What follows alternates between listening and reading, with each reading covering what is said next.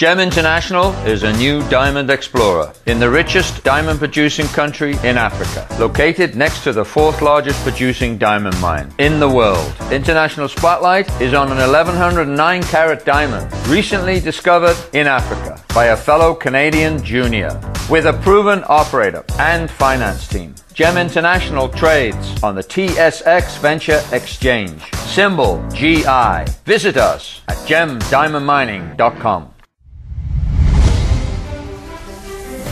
Welcome to the Goddard Report. Comments made on the Goddard Report and TalkDigitalNetwork.com are an expression of opinion only. Here is Jim Goddard. My guest is Michael Easton, the creator of the relatively new web and podcast EastonSpectator.com. Welcome back to the show, Michael. Well, thank you very much, Jim. And how are you today? Well, I'm doing great apart from Mr. Allergy, but that's an annual thing. And frankly, I think the cherry blossoms are beautiful. Just don't live under a cherry tree like I do. I suffer for it. But on the other hand, I'm not going to give up Vancouver and its spectacular views and scenery. Hey, well, you know, I know you're an Alberta boy. I was born in Victoria, along with my siblings and my mother. And my sister and I just went down to Victoria because Mom died last year, and we you know, it was promised that I made to her to spread her ashes over whiff and spit, so we did that. But we were really blessed with the weather, and like the cherry blossom tree, everything's like, I mean, it's been coming out for a couple of weeks. It's been slow going this year. Well, yes, you know? The Vancouver area actually had winter shock. Yeah, Canada. well, so did we. Yes.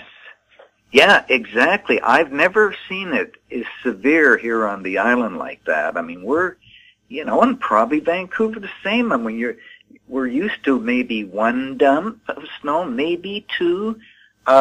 We probably had about 10 dumps. And well, they're finally going to have to get used to budgeting for snow, I think. Well, I know what it is. It's weather modification, geoengineering.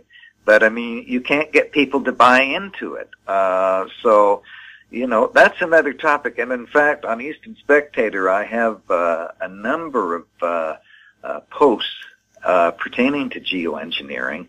So if anyone wants to truly find out the truth, it's all there. And folks, whether you believe it or not, it's a reality, and it's happening.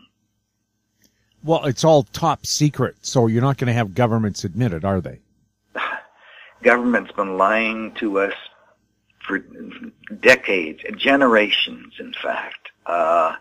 You know, just look back in history. It's incredible. It's, you know, looking back, and a lot of the history, that's what I'm getting into with Easton Spectator, too, to delve back into that. You know, there's a reason why my site is called Easton Spectator, Connecting the Dots. That's what it's all about. And, you know, whether it be the JFK assassination or 9/11. In fact, just to bring that up, have you ever seen that YouTube video, JFK to 9/11, a rich man's game, is it? No, let me get it right. I know. It's JFK to 9/11, everything is a rich man's trick. Have you seen it? I haven't seen the movie because I didn't know about it until you just told me. Hey, it's excellent. It's the best documentary I've ever seen on the JFK assassination. And the fella that produced it, directed, the writer, is Francis Richard Connolly, and he also hosts the entire, it runs a little long, it runs just under 3 hours, but it's like, don't miss a second of it. He gets in, he delves into the history, he ties it all together, going back from World War I, when, and, you know, shortly after Prescott Bush was heavy and hot in the scene, he formed the CIA, which his son, George Herbert Walker Bush, just so happened to be the head of while the JFK assassination was going on. the tie-ins and links to the Bush family, and even the Holocaust. I mean, it's all tied in and webbed together so incredibly well, and then it just brings us right up to 9/11. Man, you've got to see it. The reason why I wanted to bring this up is that France's Richard Connolly had been in touch with me last week, and him and his friends, they financed that video, put their own monies into it and all their free time in it. They want to do another one, and they're going to unleash this campaign on the 17th of May. It's an Indiegogo campaign to start to raise funds for JFK to 9/11. Everything is a rich man's trick, Part 2. So I'm certainly going to be having information which I'll be posting about Mr. Connolly's request, and that way then your listeners can certainly come to my site, eastonspectator.com, and click on the links and information. We'll have more with Michael Easton right after the break. Lotus Ventures Inc. is a BC-based medical marijuana company poised to launch into the rapidly evolving cannabis sector. Lotus is in the final review stage of the Health Canada approvals to become a licensed producer, having arranged facility financing of up to $12 million, plus building permits for its prototype indoor production facility. Shares trade under the symbol J on the Canadian Securities Exchange. Visit our website at lotusventures.ca. I'm Douglas Mason, President and CEO of Rainy Mountain Royalty Corp., RMO on the TSX Venture Exchange. Rainy Mountain's Brunswick property is located in the Rideout Shear Zone in Ontario. With grab samples running as high as 32 grams per ton gold, a drill program will commence this spring to test the numerous targets located by recent groundwork. For more information, visit our website, rmroyalty.com. Welcome back. We're chatting with Michael Easton. Michael, BC is now about a week away from voting. Has anybody stood out in the campaign, and are there messages that you've heard that have not hit your ear the right way? Well, I love politics, don't we all? And the BC scene is always so entertaining. It's all becoming entertaining. Just look at Alberta. I listened to the radio broadcast. I was really surprised with John Horgan, and I guess we all were. I don't know where he was coming from as far as that first debate was concerned, and the second debate wasn't a heck of a lot better. The man comes across as arrogant and certainly as a bully. Of course, Christy Clark, she just smiles and reads the script, and everything's just fine. Not one of my favorite people is Andrew Weaver, but I have to tell you, I gave him the debate. If he doesn't pick up seats more than his seat, I'd be quite surprised. Just my opinion. And not an opinion I necessarily favor. Christy Clark keeps saying, after being in power for 15 years, her government anyway, there's work to be done, things we need to do. And my, feeling always is, why didn't you do it? You had 15 years to do it. And the polls show that the biggest concern people have is health care. Yeah. And she keeps talking about we're building a new tower in Richmond. But all the other places, their emergency wards are swamped. They're short of doctors and nurses. Why is it only now that she's paid attention to this? Shouldn't she have been on top of it from the start? Hey, this seems to be the way the Liberals gone. This conversation was brought up during times when Gordon Campbell was running for re-election. It's never changed. It's only gotten worse with the healthcare system. Create a crisis and then come along and say, I'm going to solve it. Oh, hey, politicians are liars. I'm sorry to say that, but they are. Man, I just look at what we have in Ottawa. I mean, what an absolute disgrace. Where do you begin? This guy's given away billions of our dollars. I can't believe the way he just kind of brushed aside that fire at Fort McMurray last year. I mean, it was a joke. And the way he's treating the oil industry, or his thoughts are. I mean, he's in bed with Rachel Notley and Wynne in Ontario.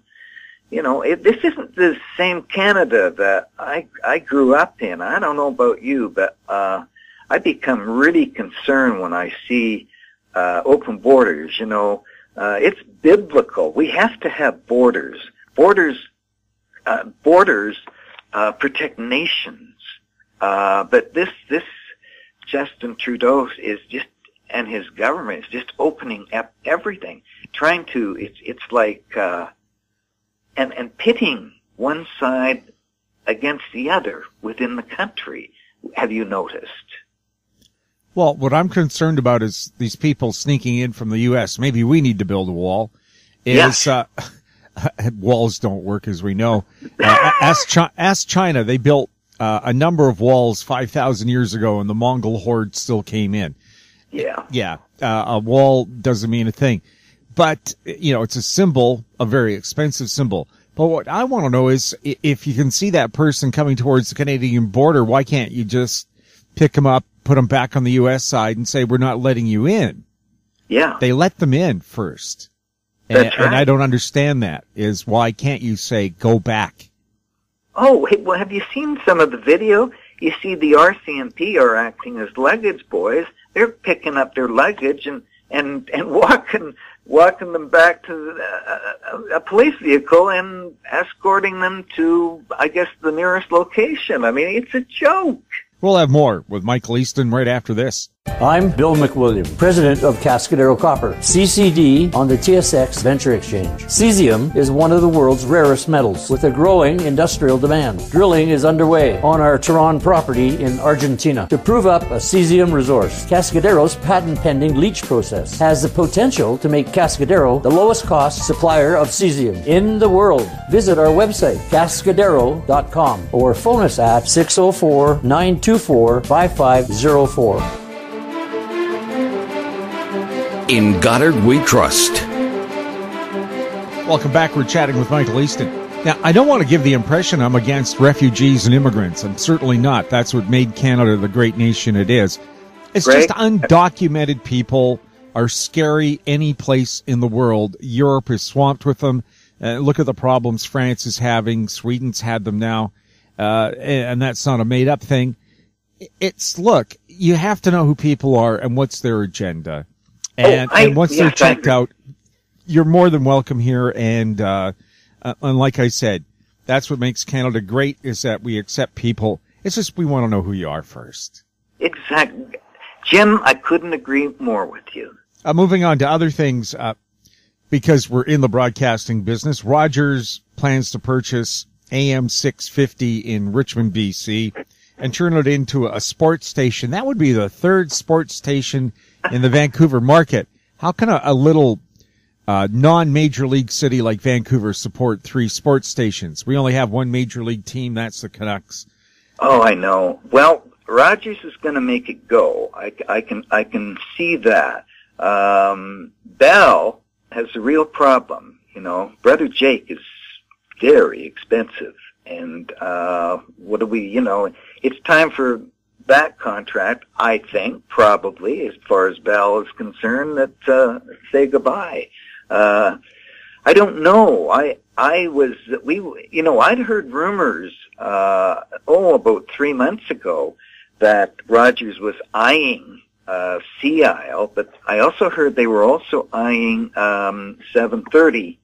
There was never any word about 1410 or 1070, so I guess they wanted to just cut, didn't want to have any connection in that regard.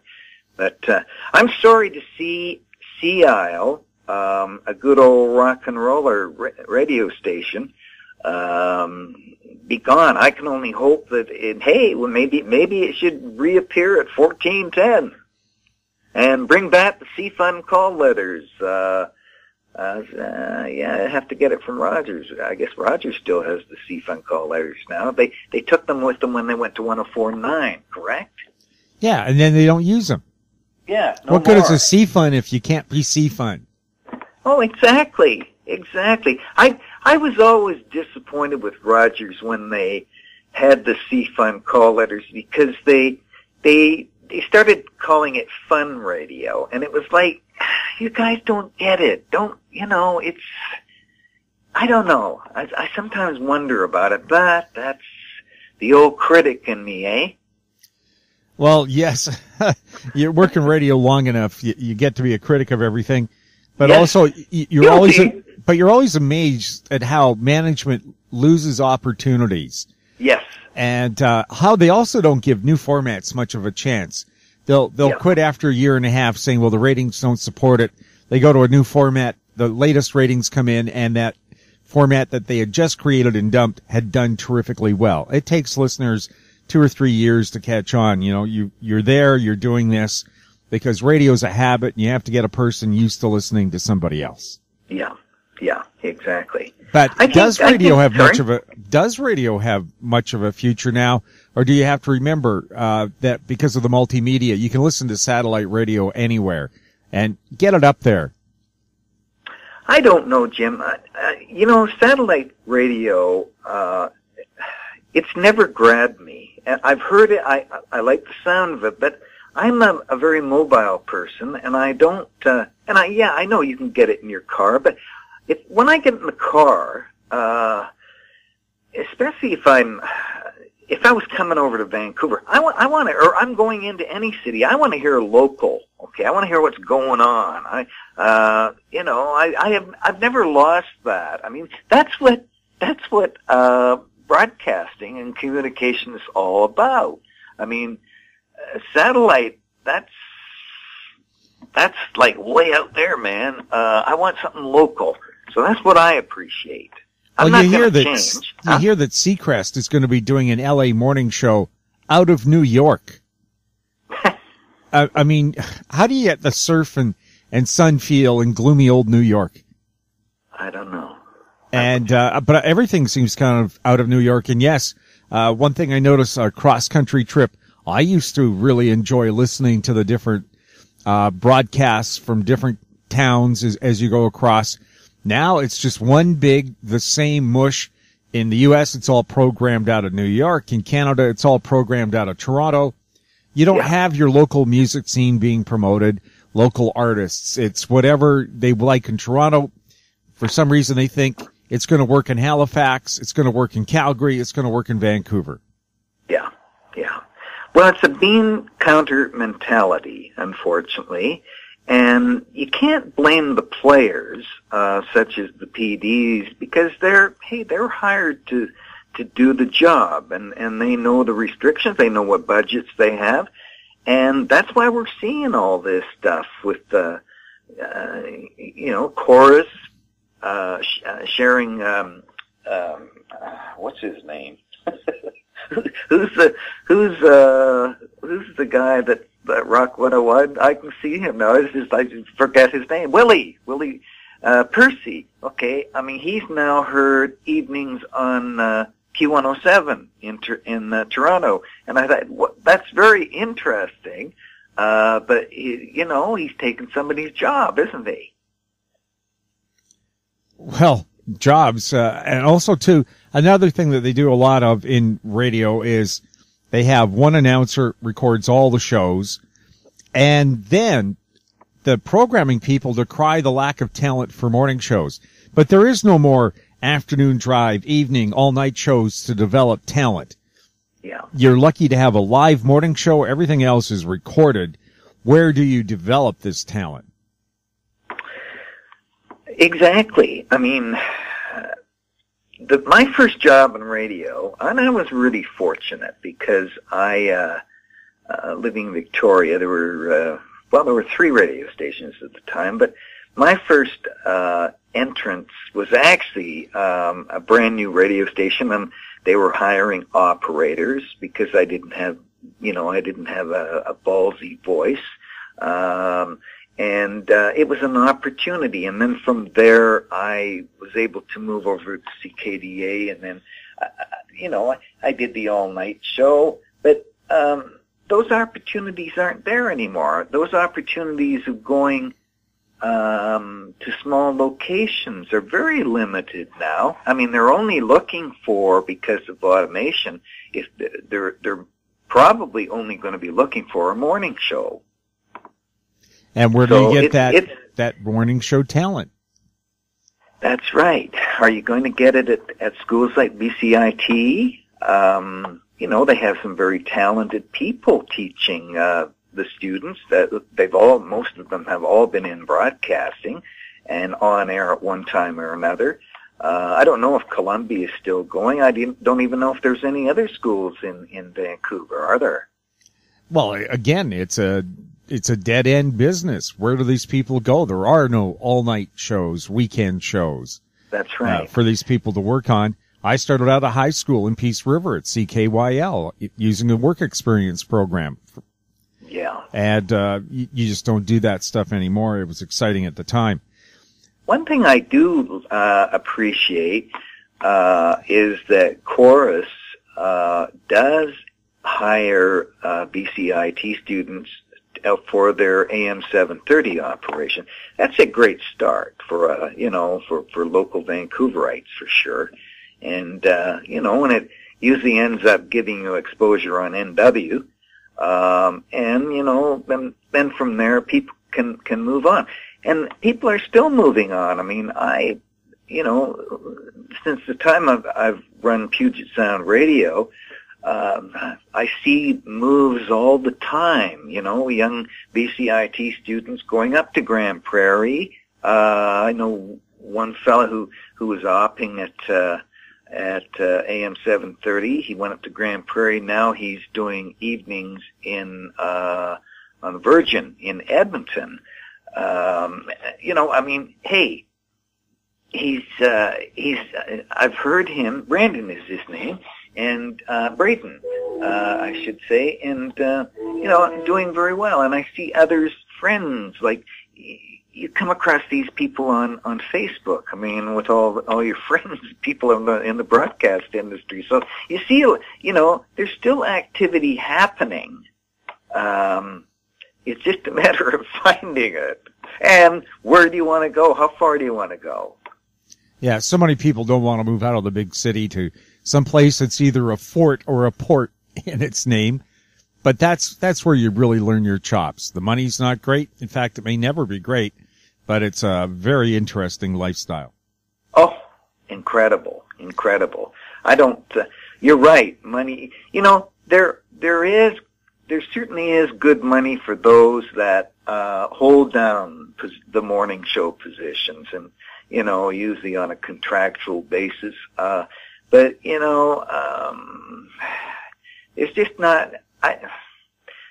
The opportunities are certainly limited than they were years ago. Radio has changed. There's no kid about it. But like any talent business, somewhere, somehow, there's always some bright shining light, and they'll be successful. Michael, thank you so much for speaking with us. Well, thank you very much for having me, Jim, and look forward to talking with you again soon. My guest has been Michael Easton, creator and editor of EastonSpectator.com. You're listening to the Goddard Report on Talk Digital Network. Check us out on YouTube, Talk Digital Network as well. Questions for the show can be emailed to info@howstreet.com. I'm Jim Goddard. Thanks for listening. Comments made on the Goddard Report and TalkDigitalNetwork.com are an expression of opinion only. The Goddard Report is available online and mobile at TalkDigitalNetwork.com. The Goddard Report is a production of How Street Media Incorporated.